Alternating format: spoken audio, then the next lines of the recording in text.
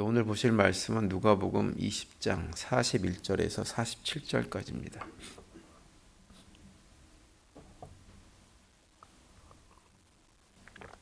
저랑 한 절씩 교독을 하시겠습니다. 예수께서 그들에게 이르시되 사람들이 어찌하여 그리스도를 다윗의 자손이라 하느냐. 시편에 다윗이 친히 말하였으되 주께서 내 주께 이르시되 내가 내 원수를 내 발등상으로 삼을 때까지 내 우편에 앉았으라 하셨도다 하였느니라. 그런즉 다윗이 그리스도를 중하칭하였으니 어찌 그의 자손이 되겠느냐 하시니라. 모든 백성이 들을 때 예수께서 그 제자들에게 이르시되 긴 옷을 입고 다니는 것을 원하며 제사 시장에서 문안받는 것과 회당의 높은 자리와 잔치의 윗자리를 좋아하는 서기관들을 삼가라. 47절 다 같이요. 그들은 과부의 가산을 삼키며 외식으로 길게 기도하니 그들이 더 엄중한 심판을 받으리라 하시니라. 아멘. 저희들이 신앙생활을 할 때 집중해야 될 것 여러 가지가 있지만 대표적인 것 가운데 하나는 뭐냐면 우리가 예수님을 바로 알아야 됩니다.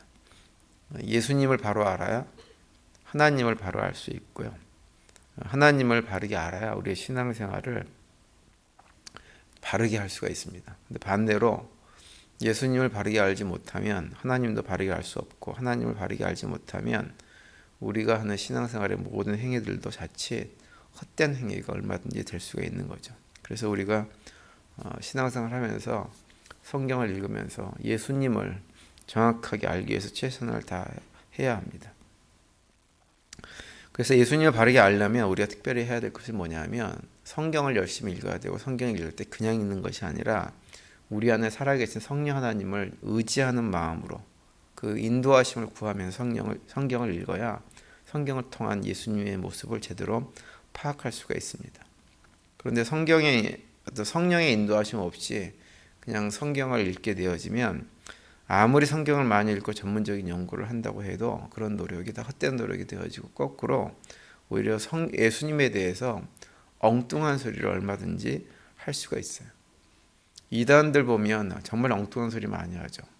근데 그 안에는 성령이 없기 때문에 성경을 자신들의 입맛대로 해석하고 적용하기 때문에 이상한 소리들을 많이 하는 것입니다. 근데 오늘날만 그런 사람들이 있는 것이 아니라 옛날에 예수님께서 공생을 사시던 시절에도 동일한 사람들이 있었어요. 대표적인 사람들이 바리새인들과 서기관들이 그랬습니다. 특별히 서기관 같은 사람들은 이제 구약 시대로부터 계속 이어진 전통 속에서 누구보다도 성경을 열심히 연구하고 알았던 사람들이 서기관들입니다. 그런데 그렇게 오랜 세월 동안 연구를 하고 연구한 것들이 굉장히 많이 쌓여 있음에도 불구하고 결국은 그들이 예수님을 바르게 아는 것은 실패를 했죠. 그래서 이 서기관들이라는 사람들은 성령 하나님의 인도하심이 없이 성경을 읽고 연구하면 어떤 결과를 가져올 수 있는가라고 하는 것을 보여주는 대표적인 사람들이라고 할 수가 있습니다. 오늘 아침에 우리가 읽은 본문에 보시면 예수님께서 그 그리스도를 주라칭하는 다윗의 시편을 들어가지고 그리스도를 단순하게 다윗의 후손으로 생각하는 서기관들에게 도전하시는 내용이 기록이 되어져 있어요. 41절을 다시 보시면 예수께서 저희에게 이르시되 사람들이 어찌하여 그리스도를 다윗의 자손이라 하느냐 이렇게 말씀합니다. 여기서 말하는 저희라고 하는 것은 서기관들을 말하는 거예요. 그러면서 이제 예수님은 그리스도가 단순하게 다윗의 후손이 아니라 그 이상이다 이렇게 말씀을 하죠. 그러면서 그러한 사실들은 전혀 알지 못하면서도 마치 예수님에 대해서, 그리스도에 대해서 뭔가를 아는 것처럼 아는 행세를 하고, 그리고 사람들 앞에서는 한껏 높아지려고 하는 일에만 관심을 가진 이 서기관들을 책망하는 내용이 오늘 본문에 기록이 되어져 있는데요. 두 가지 측면에서 생각을 해볼 필요가 있어요. 그리고 첫 번째는 어떤 생각을 해야 되냐면 그런 말이 있죠. 세상에서 제일 무서운 사람이 어떤 사람이냐? 책을 딱 한 권만 읽은 사람이 제일 무섭다 이런 표현을 많이 합니다. 무슨 얘기냐면 무지한 것보다 더 나쁜 것. 아예 아무것도 모르는 사람은 괜찮아요. 차라리 나는 아는 것이 아무것도 없다라고 생각하면 괜찮은데 어떠한 사람이 책 한 권을 딱 읽고 나서는 마치 그 책이 전체인 양 모든 것을 다 커버한 것처럼 모든 것을 다 아는 행위를 하는 것은 정말로 위험한 일이다라고 하는 거예요. 근데 이 서기관 같은 사람들이 대표적으로 그런 사람들이었어요. 서기관들은 말씀드린 대로 성경을 잘 알고 있는 사람들입니다. 그런데 한 가지만 알았어요. 성경을 통해서 그리스도가 다윗의 후손 중에서 올 것이다 라고 하는 것만 알고 있었어요. 근데 그것 자체가 부분적으로 알고 있는 거예요. 왜냐하면 다윗이 그렇게 고백하지 않았기 때문에 그래요. 다윗이 지었던 시편 가운데 110편 1절에 보면 이렇게 고백하고 있죠.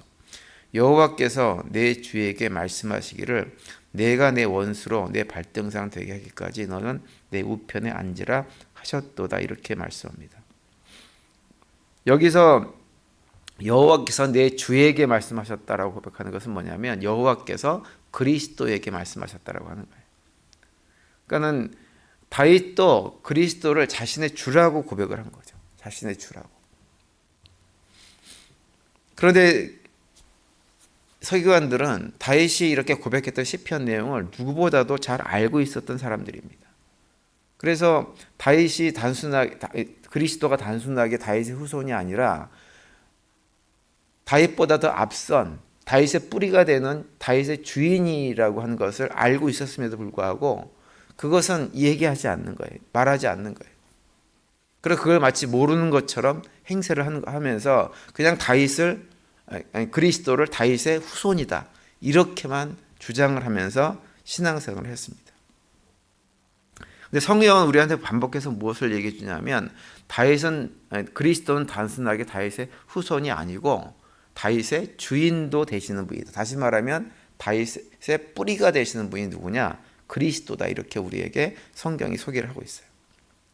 시편도 그런 고백을 하지만 요한계시록에 보면 이렇게 고백합니다. 요한계시록 5장 5절에 보시면 장로 중 하나가 내게 말하되 울지 말라.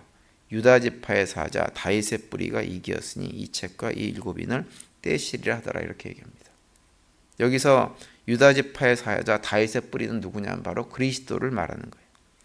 또 요한계시록 22장 16절에 보시면 이렇게도 말씀합니다. 나 예수는 교회를 위하여 내 사자를 보내어 이것들을 너에게 증거하게 하였노라. 나는 다윗의 뿌리요 자손이니 곧 광명한 새벽별이니라 하시더라. 이렇게 말씀합니다. 예수님께서 친히 말씀하시기를 자기 자신을 뭐라고 말씀하시냐면 나는 다윗의 뿌리일 뿐만 아니라 자손이라고 하는 거예요. 다윗의 자손으로 이 세상에 왔지만 다윗의 자손인 것만으로 끝나는 것이 아니라 다윗의 뿌리도 된다고 하는 거죠. 다윗이 있기 전 훨씬 전부터 영존하시는 하나님이라는 사실을 말씀해주고 있는 거예요. 그래서 예수님은 하나님이시고 예수님은 다윗의 후손일 뿐만 아니라 다윗의 뿌리가 되시는 분인데도 불구하고 서기관들은 이런 시편의 내용들을 알고 있었음에도 불구하고 예수님을 계속해서 그냥 다윗의 후손으로만 생각을 하면서 사람들이 그렇게 가르쳤다고 하는 거예요. 근데 왜 서기관들이 이런 생각을 하면서 살았느냐? 그들은 단순하게 성경을 그냥 지식으로만 알고 있었던 사람들이에요. 그러다 보니까는 이 성경 지식이라고 하는 것이 결국은 어떻게 사용되어지냐면 자신들이 마치 성경을 많이 아는 것처럼 사람들에게 행세하는, 자랑하는 그 수단 이상도 이하도 아닌 것이 되어져 버린 거예요. 그러다 보니까는 정말 성경에서 우리에게 들려주시고자 하는 예수 그리스도에 대한 말씀들은 전혀 깨달아 알지 못하고 그냥 아는 지식만 자랑하는 그 상태에 머물러 있었다고 하는 거죠. 그래서 우리가 성경을 읽고 신앙생활을 하면서 서기관들의 모습을 가만히 점검을 좀 해봐야 됩니다. 우리 안에 혹시라도 서기관 같은 이런 모습들이 우리 안에 없는지. 예수님께서 공생에 사시던 시절에 서기관들뿐만 아니라 바리새인들처럼 마치 부분만 알고 있으면서도 모든 것을 다 알고 있는 것처럼 행동했던 그런 사람들처럼 우리도 혹시 그런 모습의 신앙생활을 하고 있지 않은지를 돌아보면서 우리 안에 계신 성령 하나님의 인도하심 속에 하나님 우리로 하여금 정말 성경을 통해서 하나님께서 들려주시고자 하는 예수 그리스도를 바로 깨달아 알게 해달라고 기도하는 가운데 우리가 성경을 읽고 묵상을 해야 됩니다.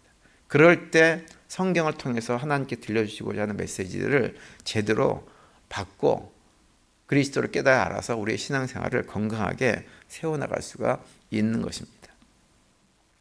따라서 오늘 새벽에 나오신 우리 성도님들은 우리가 비록 성경을 그 동네 여러 번 읽고 반복해서 읽었다 하더라도 다 알고 있는 것처럼 생각이 되어도 성경을 매번 새롭게 읽을 때마다 성령 하나님의 인도하심을 구하고 성령 하나님의 인도하심을 통해서 성경을 통해서 예수님을 더욱더 깊이 바르게 알아감으로 해가지고 하나님께서 원하시는 건강한 신앙생활을 해낼 수 있게 되기를 간절히 바랍니다.